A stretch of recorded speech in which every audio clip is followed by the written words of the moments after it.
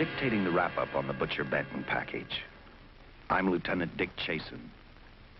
This hadn't been a routine case, and to find the answer, I've had to put a lot of little pieces together. It began on the day most cases can be called closed. It was the day before the butcher was to be executed. He was visited by his attorney, Paul Lowe, in the death house. It was at this first meeting the Butcher Benton case took its first switch. Well, that's it, Butcher. The evidence against you was so strong, the governor turned down your appeal. You're a rotten liar, Lowe.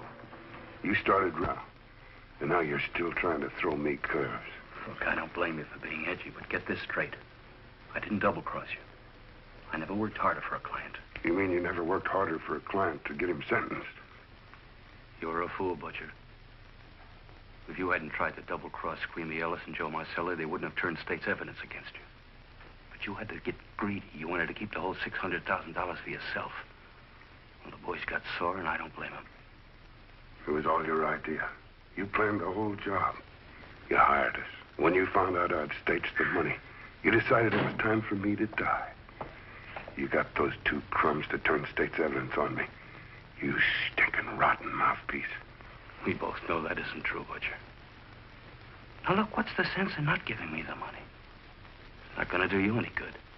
Well, I'll have the satisfaction of knowing that none of you three crumbs are going to spend it. What about Eva? Don't you owe her something? You tell me where the money is, I'll see that she gets your share. I've got a different idea. I'm going to kill you and Squeamy and Joe.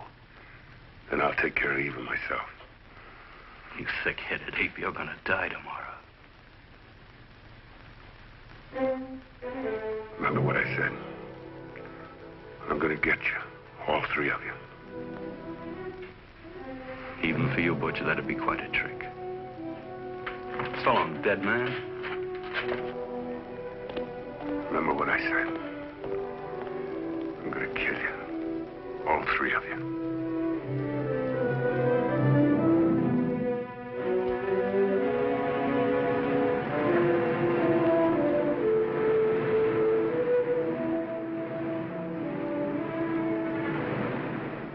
Back in Los Angeles, two men sat in a bar room listening to a newscaster tell his headline story. He played up big the butcher's threat to kill Paul Lowe, Squeamy Ellis, and Joe Marcelli for their having turned state's evidence against him. Squeamy Ellis didn't seem happy over the butcher's threat. Neither did Joe Marcelli. But they had figured, once a dead man, always a dead man. But this was one time everyone was in for a surprise, including the entire police department.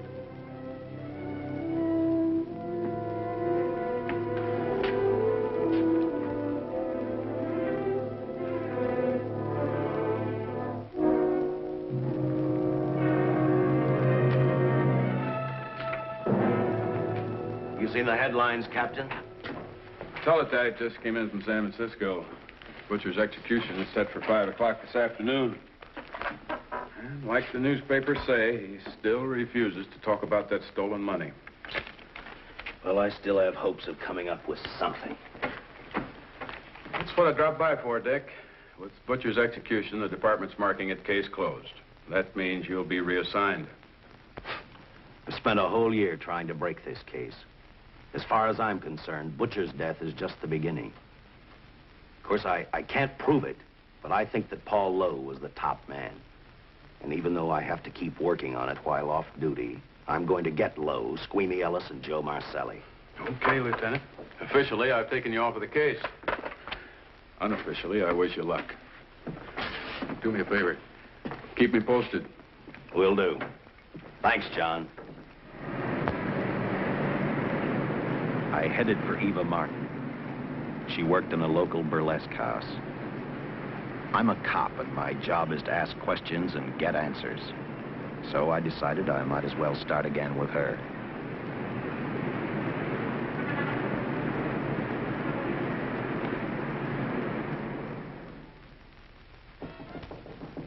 Come in. Oh. What do you want?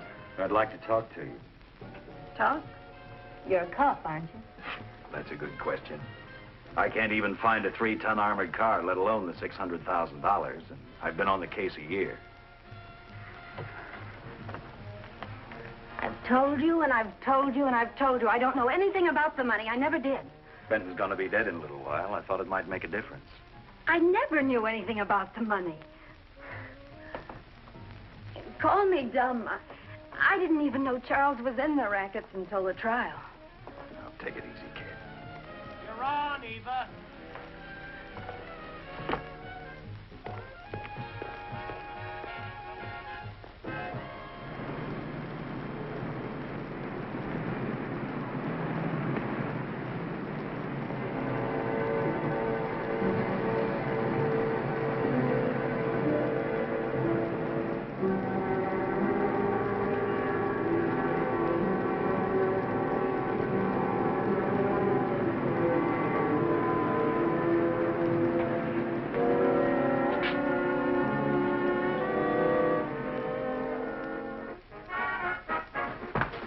Honey, here's your wrap.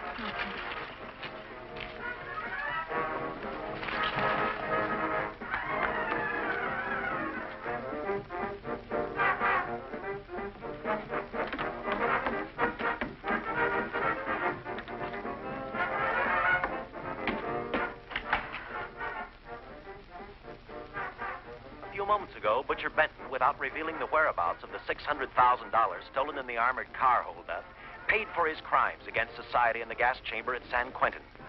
Now for a look at the international scene. Today...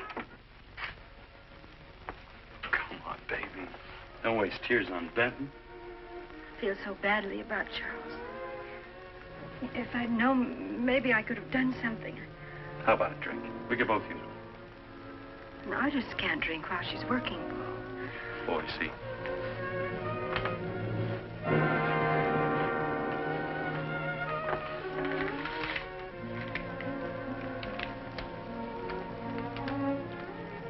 What's that? Well, now what's the matter? The message from Charles. He told me to open it if he died. Finale, Eva. All right. How about a steak after the show? No, thanks. Not tonight, Paul.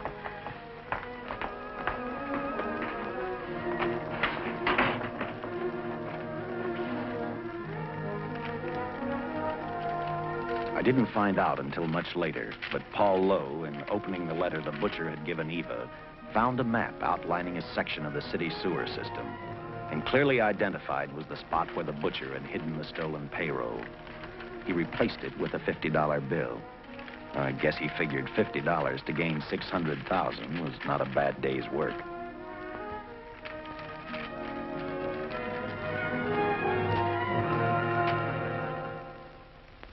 200 miles away in San Francisco, the case took another switch, which turned the next 72 hours into one long, hideous nightmare. Dr. Bradshaw, a distinguished biochemist, was making preparations for a final experiment which he hoped would lead the way to a cure for cancer. He'd been successful with laboratory animals. The last step called for a human body.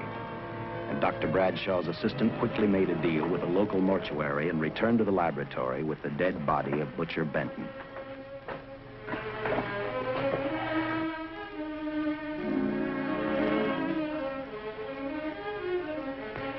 You made good time. Well, I didn't waste any. Any trouble? No, I just handed the money over and moved the body into your station wagon. That was that. Good. Get a syringe.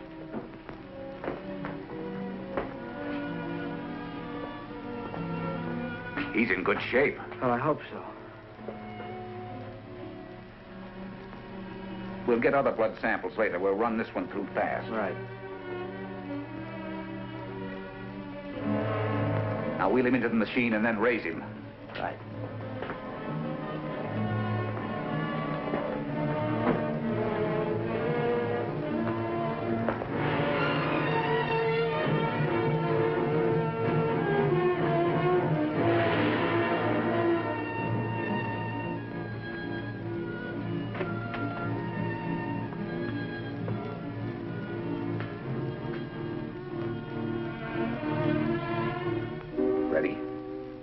You mean you're going to give him 287,000 volts? Yes, yes. I'll get the fluoroscope set. We'll check with that before we start dissecting. Turn off the lights.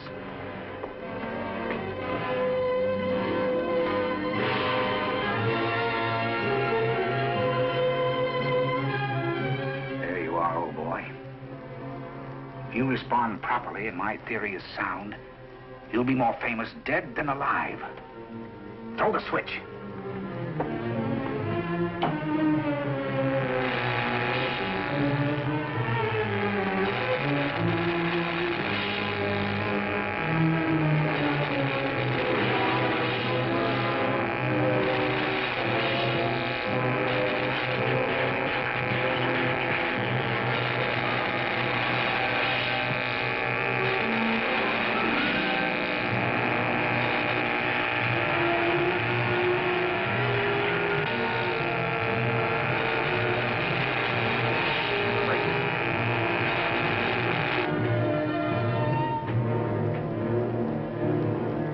Wait, I thought I saw a pulsation of a heart.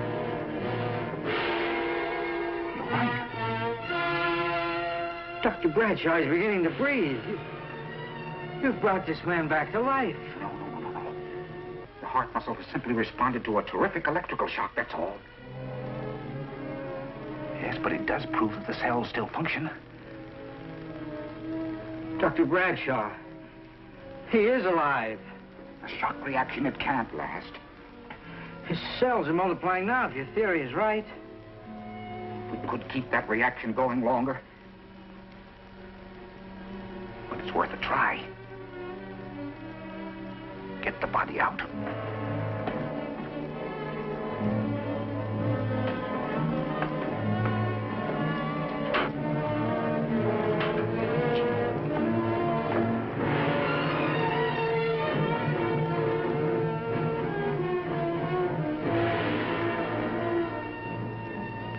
Get some adrenaline from the supply room. Some amyl nitrite, too.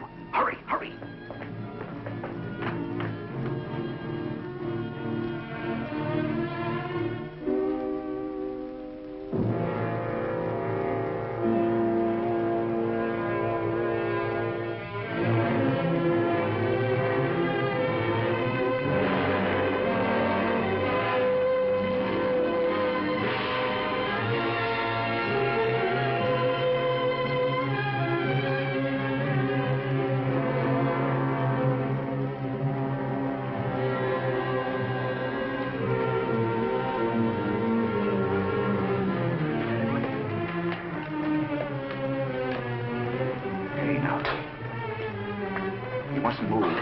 Your heart can't stand the strain. Now, you must lie still. Please, please. Easy now. Easy. Easy. You must lie. Easy, please. Oh.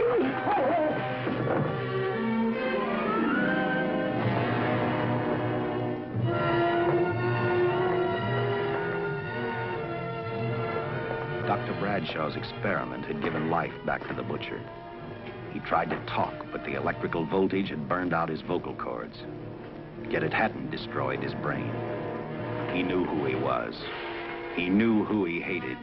As he stumbled about the room, I think he thought only about one: kill Lowe, Squeamy, and Joe Marcelli. The tremendous electrical voltage that Dr. Bradshaw had given the butcher had increased his cellular structure to the point where he was no longer a man.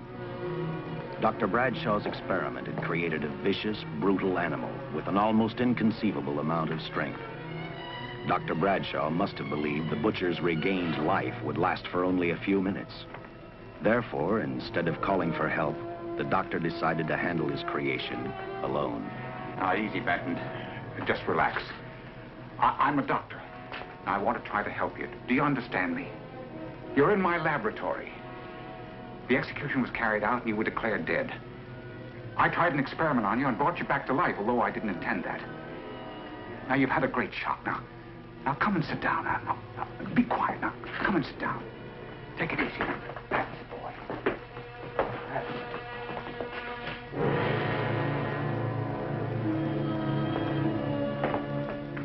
Careful. His reactions are violent. How do you explain this? Each cell must have multiplied 100 times. perhaps thousands. His strength is unbelievable. No, it's too late for the amyl nitrite. I want to get some blood samples, make some tests on him, find out what's happened. Get me a syringe.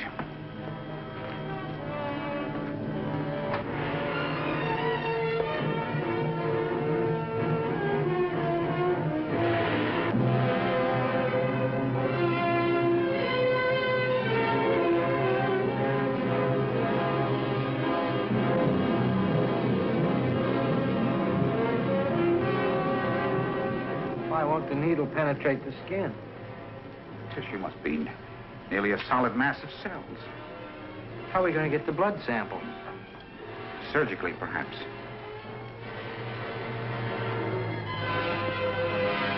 Now, easy. Take it easy. You can't leave here now. I'm responsible for your being alive.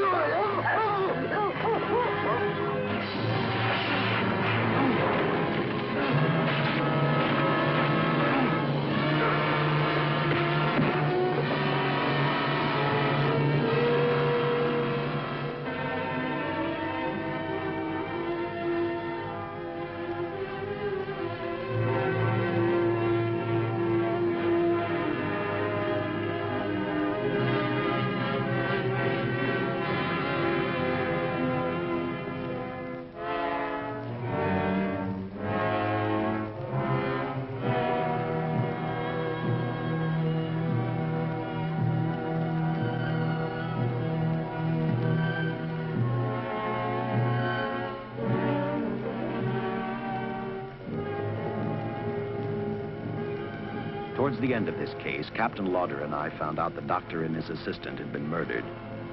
But I'm getting ahead of my story. The butcher didn't know how he had been brought back from the dead, and he didn't care. All he knew, he was alive. Then this monster-made man started thinking about Los Angeles.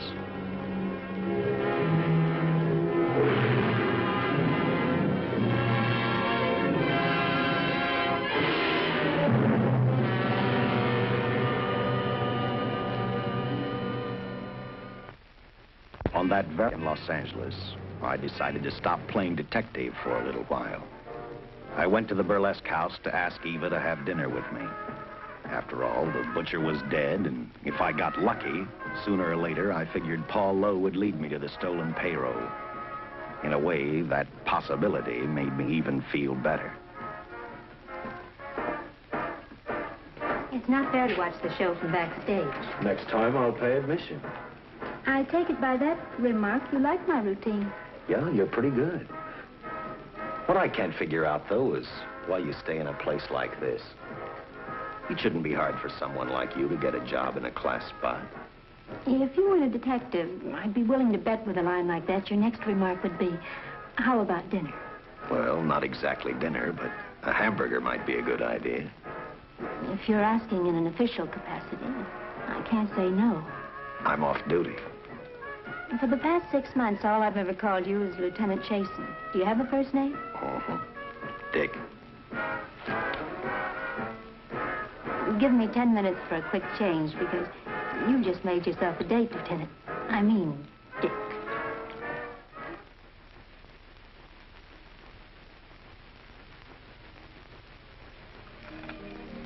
Know something, Dick? I haven't had hamburger in the front seat of an automobile with a guy in a lot of years. Well, from now on, we'll do it more often. Funny. I always figured a policeman wasn't really a human being. I mean, unless he was arresting someone or trying to solve a case, he was unhappy. Shows you how wrong you are. In fact, everyone on the force gets fed up occasionally with the job they do. Maybe we're more human than anyone else. We see so much trouble, we get to hate the work. But as long as the world's filled with people, there'll have to be men who enforce the laws. What made you join the department? Now, who's making with the questions? No, honest, I'd like to know. Well, it's really a very short story. When I got out of the Air Corps, I knocked around for a while. Well, I went to work for an oil company. One day, I went back to college on the GI Bill. Just before graduation, I noticed all about the police department exams. seemed a pretty good thing to do with your life, so I took the exams, passed, then went on from there. If I ask one more question, will you give me a straight answer? Try me. Am I still part of the Charles Benton investigation? I mean, right now. I don't think so. As far as the department's concerned, when Benton was executed, the case was marked closed. But inside of me, that's not good enough. I don't follow you. Well, the $600,000 is still missing. And a fast-talking underworld lawyer like Paul Lowe is walking around a free man. Someday, no matter how long it takes, I'll get him and the money. Until I do, the Benton case for me is not closed. I give you my word, Dick. Charles Benton never told me anything about the money. Oh, I've been sure of that for a long time. But how did you ever get mixed up with anyone like the butcher? This trouble ever started, it just happened. I had a roommate who used to date Benton all the time. One day she packed and left for Chicago. Benton carried a torch for her, and he used my shoulder to cry on. First thing I knew, we were having dinner together, and a few weeks later, I was labeled by the police as this #1 suspect and Benton's girl. But it was never like that. I made only one mistake. I felt sorry for him. You mean, until he was arrested for the robbery and the killing, you had no idea how he earned a living? I know this is going to sound crazy, but I only went out with Benton a couple of times. And all we ever talked about was Madge, my old roommate. The last time I saw him, he tried to get too friendly, and that's when I told him he had the wrong girl. But like I said, I'd already made my mistake. What about the burlesque house? How do you two fit together? You sound like a lot of other people. I left a small town a couple of years ago because I won a beauty contest, and the first prize was a screen test. After which, nothing happened? That's right. Only, it was pretty rough. And then one day I read an ad about girls wanted for a burlesque show. I auditioned and I got the job. You know something? It's like any other job. If you're looking for trouble, you can find it even in a schoolroom. Well, when the screen test didn't work out, though, why didn't you go on home? Well, first you have to have a home to go back to. My folks are dead, so Los Angeles was as good as any place else. I don't know about you, but I do 8 shows a day, and at this hour I'm bushed. I know what you mean. Mind if I drive you home? No. And I'll tell you something else. I haven't minded anything about tonight. Not even the hamburger. I kept playing tag with Lowe. He made 4 telephone calls. 3 of them didn't interest me, but one did. The one to Joe Marcelli. I watched Joe head for his meeting with Lowe, and for some unknown reason, I began to get the feeling that this case was finally about to explode in my favor. You see what I mean? Well, look at that, will you? I see him stagger on 2 legs, but he's doing it on 4. Shut up, you flea bag. Well, look who's calling names. At least I ain't a squealer, a stoolie. I warned you before. All right, Harry, that's enough. I'll take care of him. I want to talk to him. Okay, Mr. Lowe. With any future business you've got with this psycho, take care of it upstairs in your office. You keep showing around here, sooner or later he's going to get slugged, cripple or no cripple. All right, shut up, Joe. Sit down.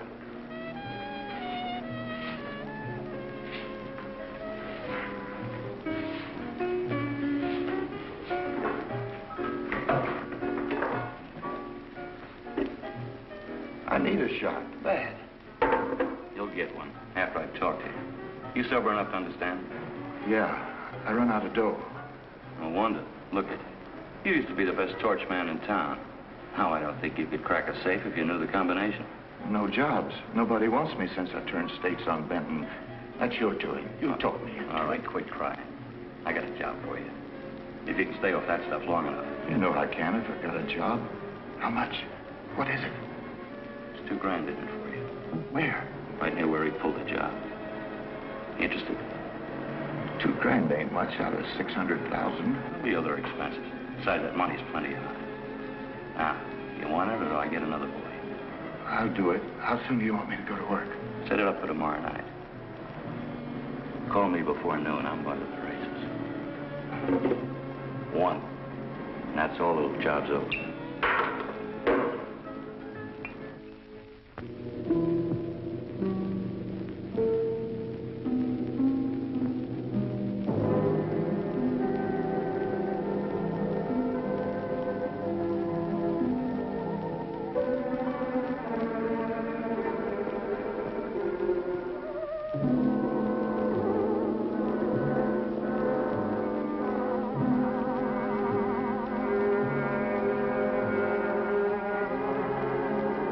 Butcher was walking slowly toward Los Angeles. He'd traveled through wooded hills to prevent being seen by anyone. Finally, he came to a quiet road. He stopped to get his bearings. And then he saw her. He saw something else. An automobile. For the butcher, that rang a bell. With a car, he knew by the next afternoon he'd be in Los Angeles in plenty of time to catch up with the 3 men who had double-crossed him.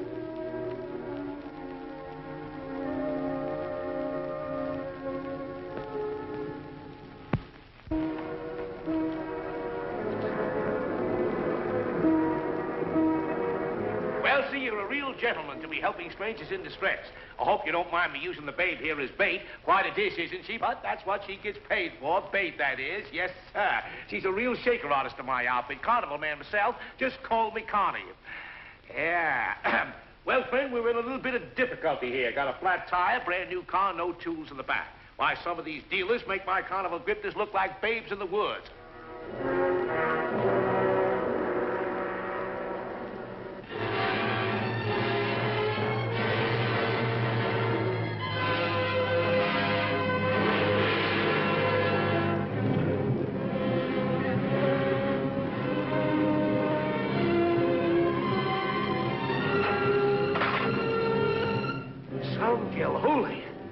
Say, who you with, Fred? Let it down. Let it down.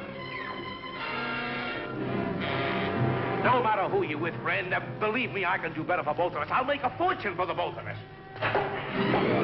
Oh!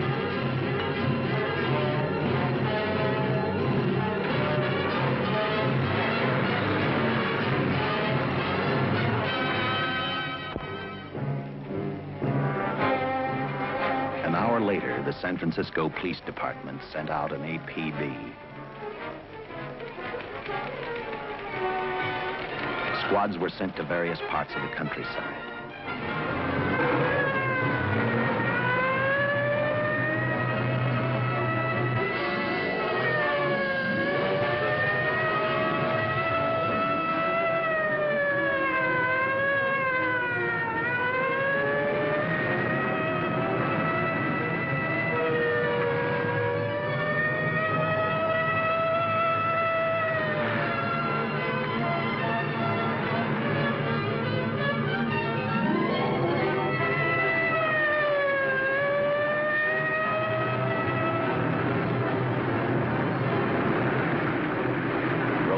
Were thrown up to catch the cold-blooded killer the hysterical girl had described.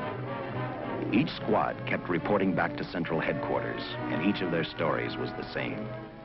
So far, none of them had spotted the car the killer was driving. Orders were given to shoot to kill, because from the girls' further accounts, they realized they were dealing with a maniac.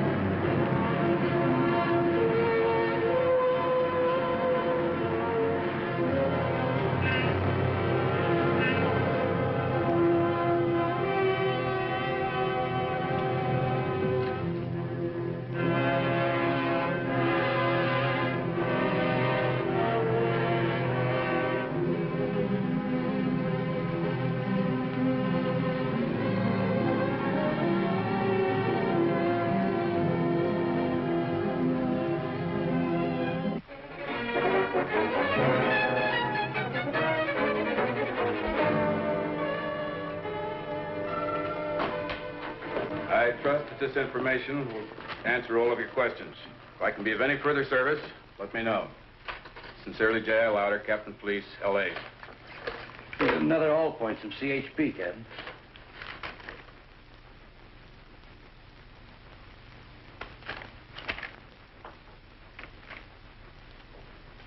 These reports sound like they come from a bunch of loonies. Sure do. There it is. Sergeant. Yeah.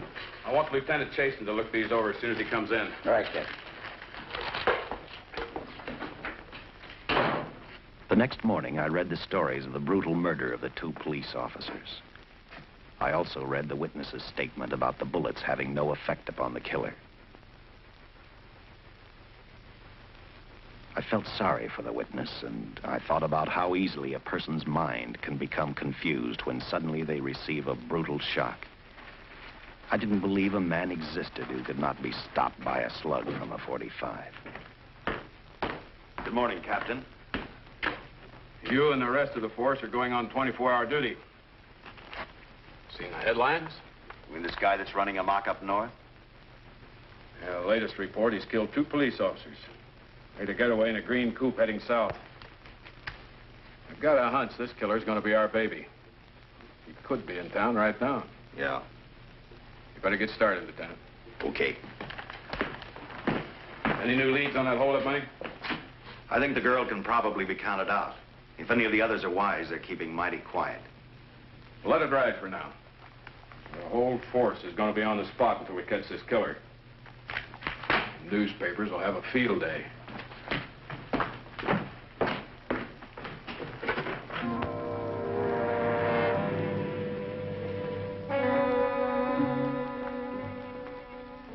We were wrong about 2 things. The killer was already in our city, and we didn't know he was Butcher Benton. He headed straight for Eva Martin.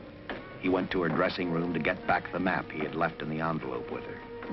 He wanted first to check his money, then catch up with Lowe and the others.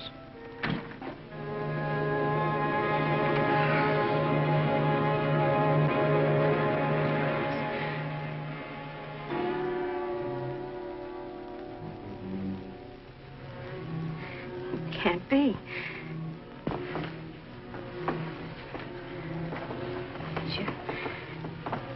You do look like him. Only different somehow.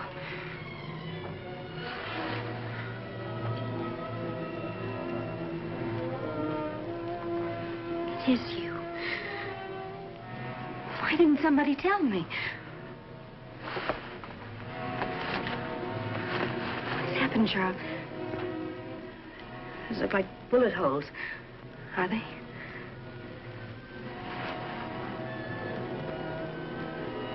There isn't even a mark.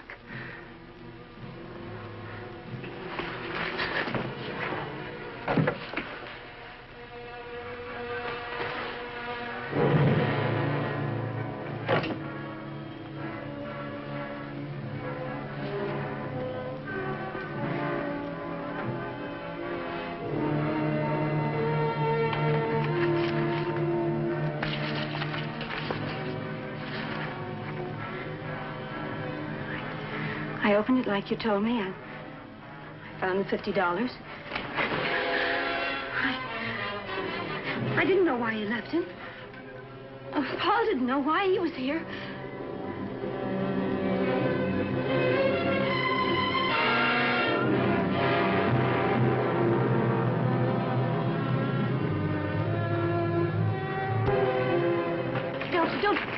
Don't say crazy.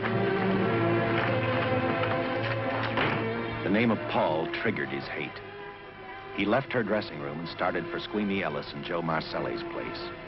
Because he knew, with them out of the way, Paul Lowe couldn't open the strong box where the money was hidden. He thought of Squeamy and Joe first. He was saving Paul Lowe for last.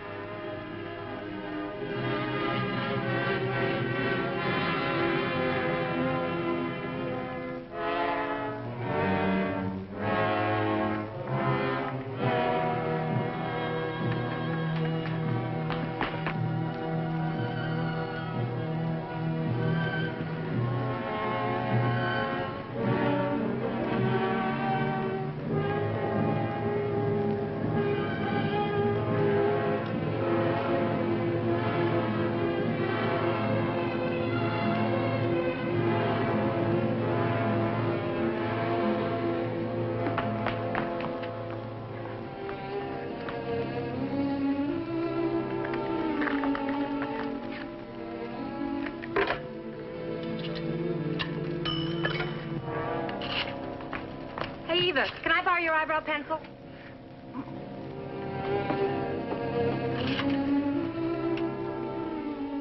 Operator, get me police headquarters.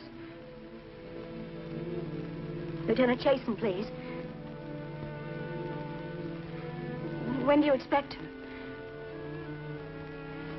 Well, tell him Charles Benton is alive, and even bullets can't stop him. I'm not crazy. Just say a friend of Charles. He'll know.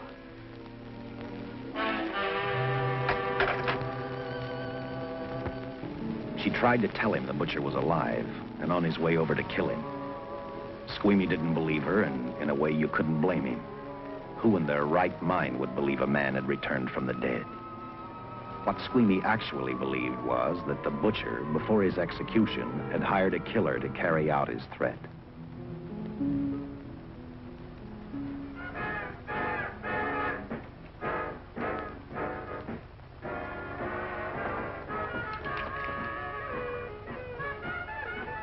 You sick? What? You don't look so good to me.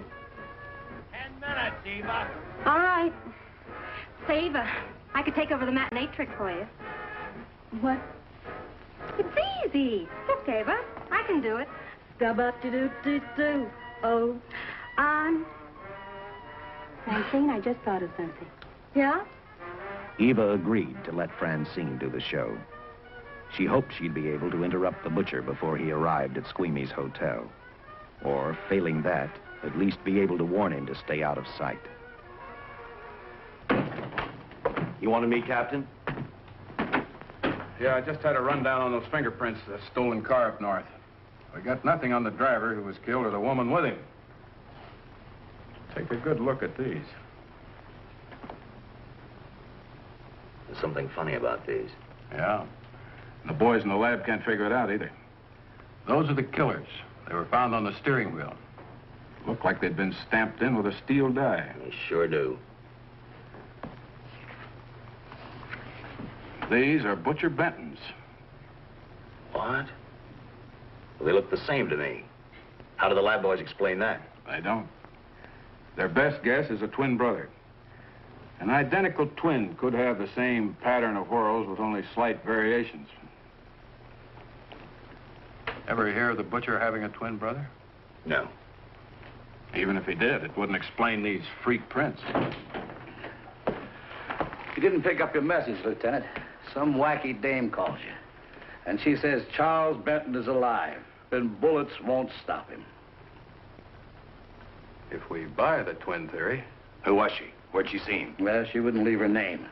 Sounded kind of hysterical to me. Said she was a friend of the butcher's. Eva Martin. Get over to the Follies and see what that girl knows. Yeah. Some guys have all the luck. I never drew an assignment to the Follies.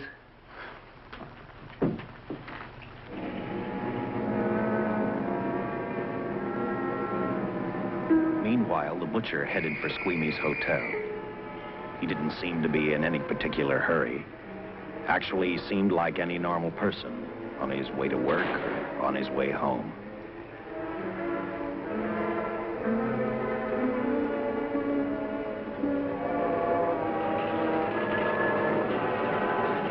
He rode up Angel's Flight, arrived at the top, scanned the hotel building, and then noticed the only exit from Squeamy's apartment, a fire escape.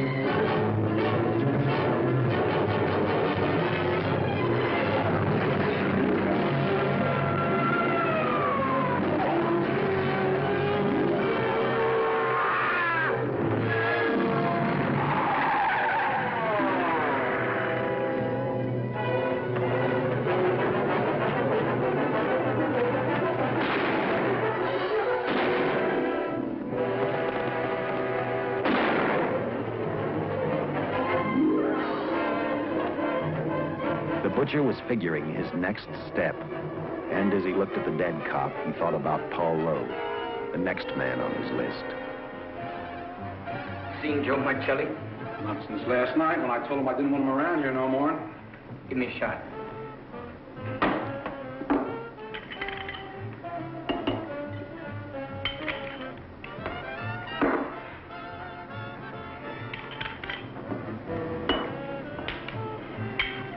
Look, I need help. Just found out that Benton's hired a killer to get me. He's after Joe, too. Then Drink up and get out. I don't want no trouble around my place. You're a real pal. Drink up and get out, I said.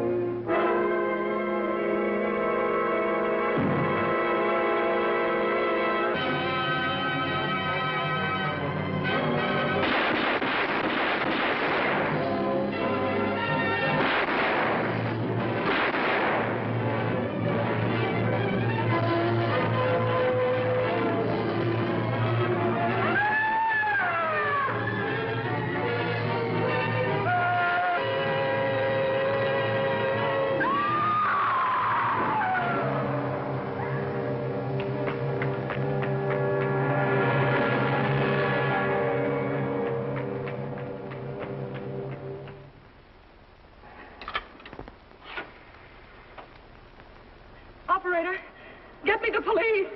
Police! Yes!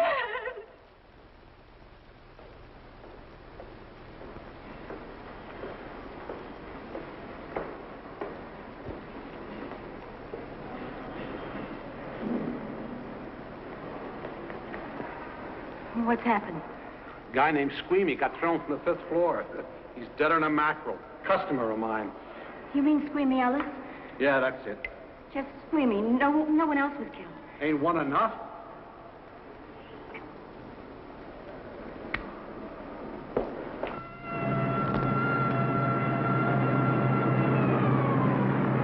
I tell you, the bullets never even phased him. He must have been wearing a bulletproof vest.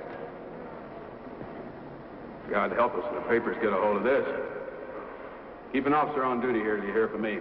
We'll get a stakeout on Joe Marcelli. I'd like to talk to Joe. Lauder, I'm going to call San Quentin. Suppose Benton is alive. Every available man's been put on the case now. Yes, sir. All right. All right. Anything new? Report on Dr. Bradshaw, owner of the station wagon. The San Francisco police located his laboratory in the basement of an electrical power receiving station. Bradshaw, what's he know? He's dead. And another man, too, his assistant. The lab is a shambles. But now we're getting some action from San Francisco. Benton's body never arrived at the mortuary where it was supposed to go. An attendant there finally broke down, admitted he picked up some quick cash by handing the body over to a man he was unable to identify. The man was driving a station wagon. Blast it, man. The chief's on my neck, and the commissioners are on his, and the mayor's on theirs. Now, am I supposed to tell them that our killer is a dead man? They found a notebook in Bradshaw's lab. It ties his experiments in with a Professor Dwiggins at Caltech. I hope to hear from Dwiggins soon. Captain, report from the valley on a hysterical woman. Reports the presence of the killer. There's the location. Let's go.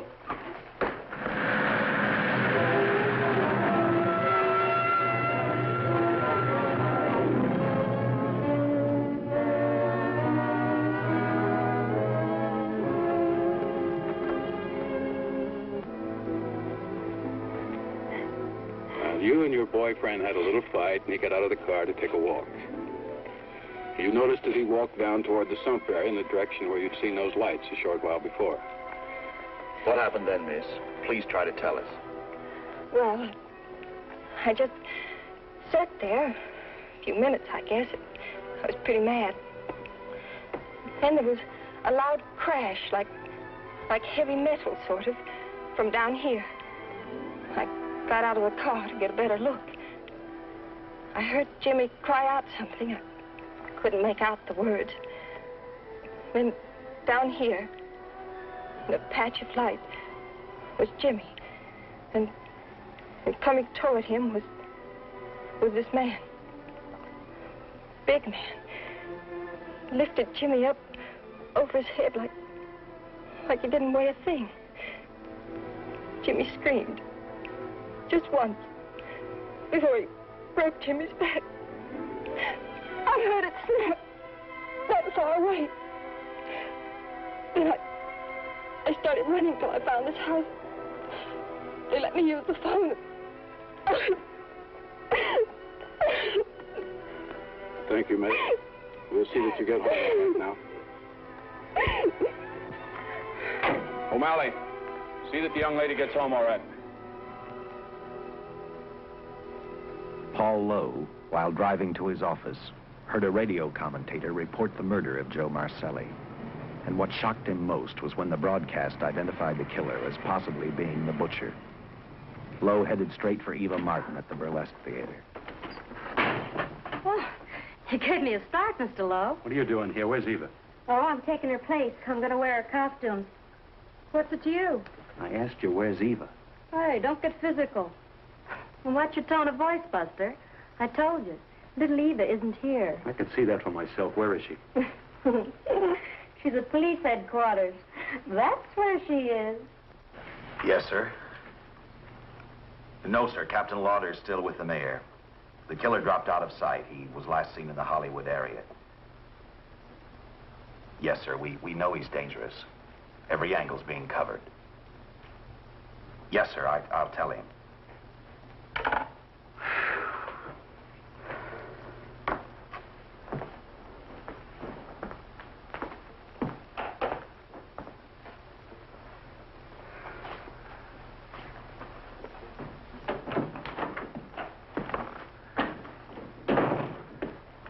Yes, see how these fit.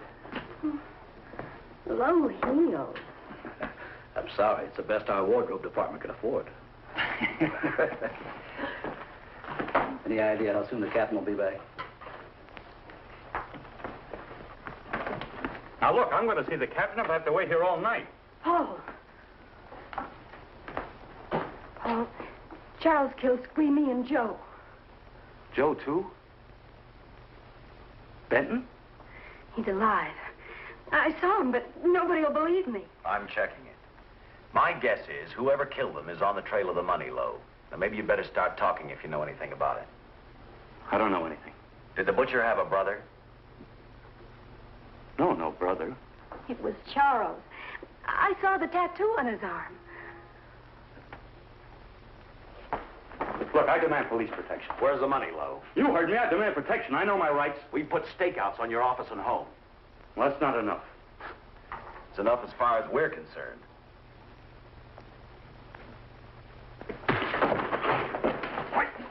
Now you gonna book me, Sergeant? Then throw away the key.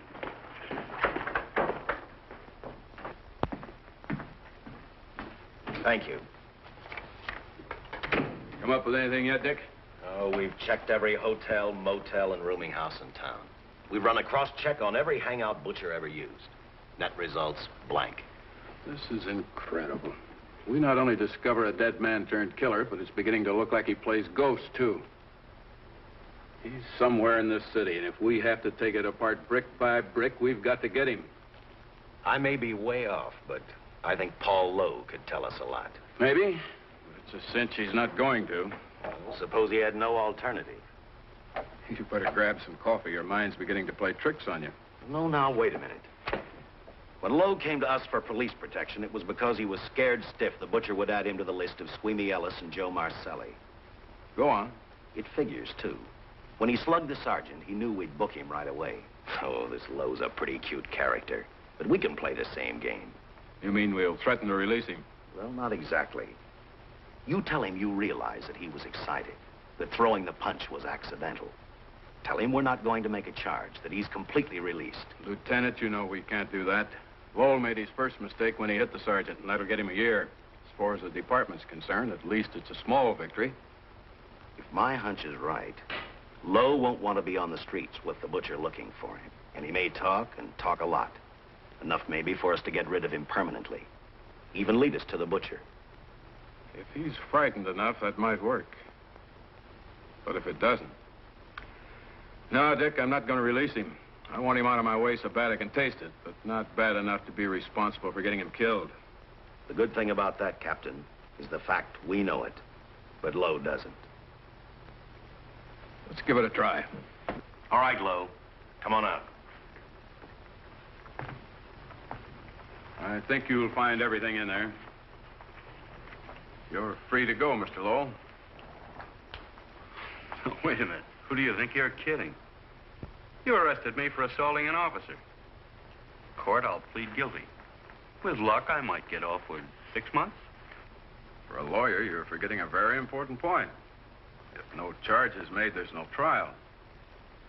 It was a tough day for everyone. We figured your nerves were on edge, and when you threw the punch, you didn't know what you were doing. I've squared everything with the sergeant. It's all over, all forgotten. Yeah? Why'd you bring a stenographer? Simply because I wanted a record of our conversation at the time of your release. Okay, Lowe, let's go. Oh, wait a minute. Once out on those streets and I'm a dead man. If you let me go, you'll be responsible for murder. Oh, come off it, Lowe. You're imagining things. You know the Butcher threatened to kill me. You set me free, he'll do it. Well, that's just a risk we'll have to take. But the way I look at it, Mr. Lowell, you'll be okay. Look, Captain, I'll make a deal with you. You keep me here, and I'll tell you how to recover the money. Maybe even catch the Butcher. No deals, Lowell. You'd probably tell us anything just to stall for time. Come on, let's get out of here. Now, wait a minute. All right. I'll tell you the truth. Start taking this down.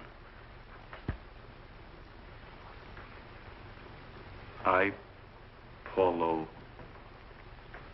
hired Butcher Benton, Squeamy Ellis, and Joe Marcelli to pull off the armored car holdup.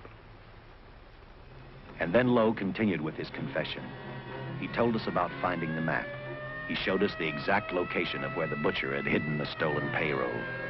And he gave us a most important answer. The explanation as to how the Butcher was able to elude detection.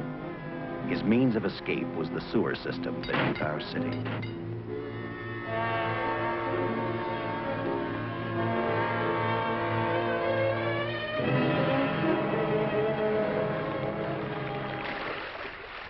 The department went to work fast. Every police squad in the city was detailed to cover a specific area. Every entrance and exit to the Los Angeles city sewer system of 700 miles was covered. Captain Lauder and I, along with several other squads, headed for the entrance where, according to the map, Butcher had hidden the money. Our job was to stop him, and that made me think of one specific question. When we found him, could this monster be stopped? I, for one, wasn't sure.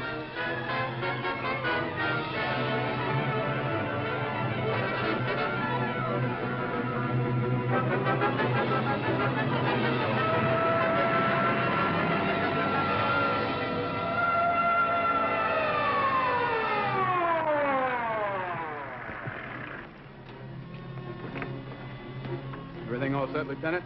City engineers mapped out each possible exit. A squad of officers are spotted at every point. If the butcher can be caught, now's the time. Well, after I talked to Caltech, I called on the fire department for a little help. The professors thought a flamethrower might stop him. Flamethrower? I suppose our boys have had a chance to join our squads by now. I see we have one with us here. Have you thought about what'll happen if this doesn't work? No. I've been praying too hard that it will work.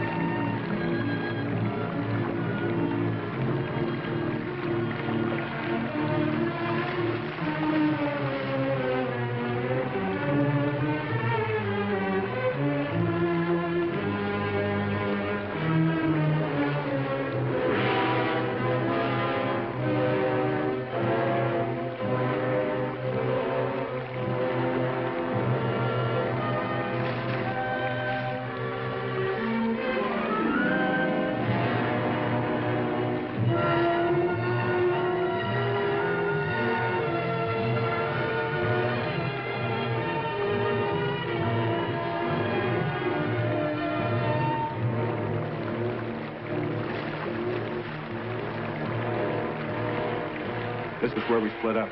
I'll go straight ahead.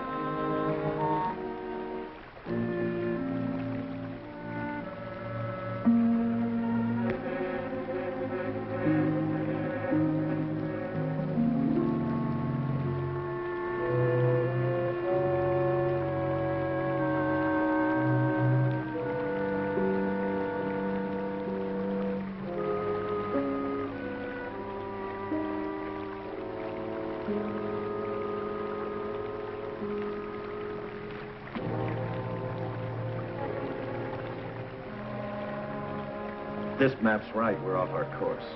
We'll have to backtrack.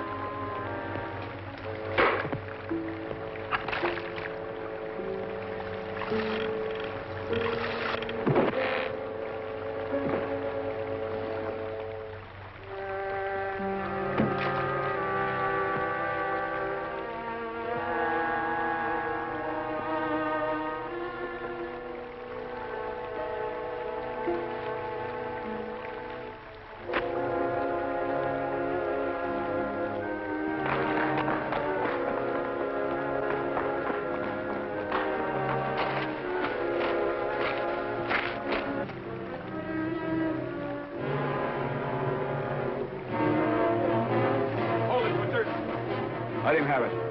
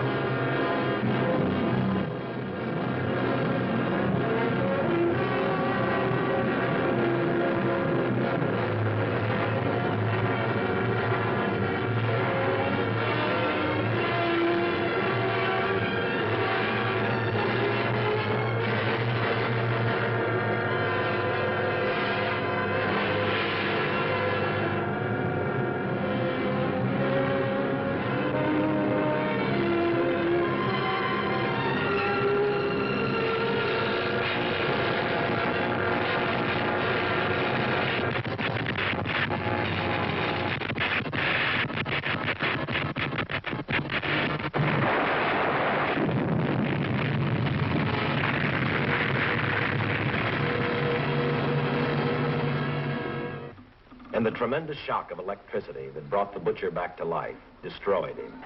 The $600,000 stolen in the armored truck robbery has been recovered. Case closed.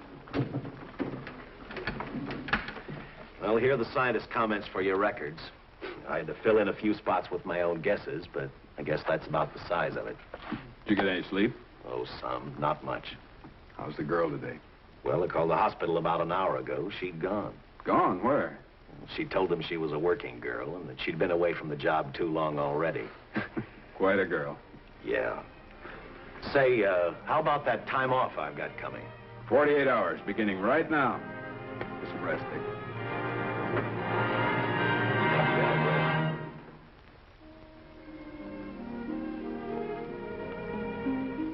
something, Dick?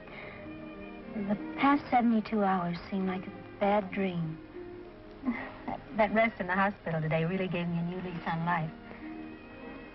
Now that it's over, I can't believe it actually happened.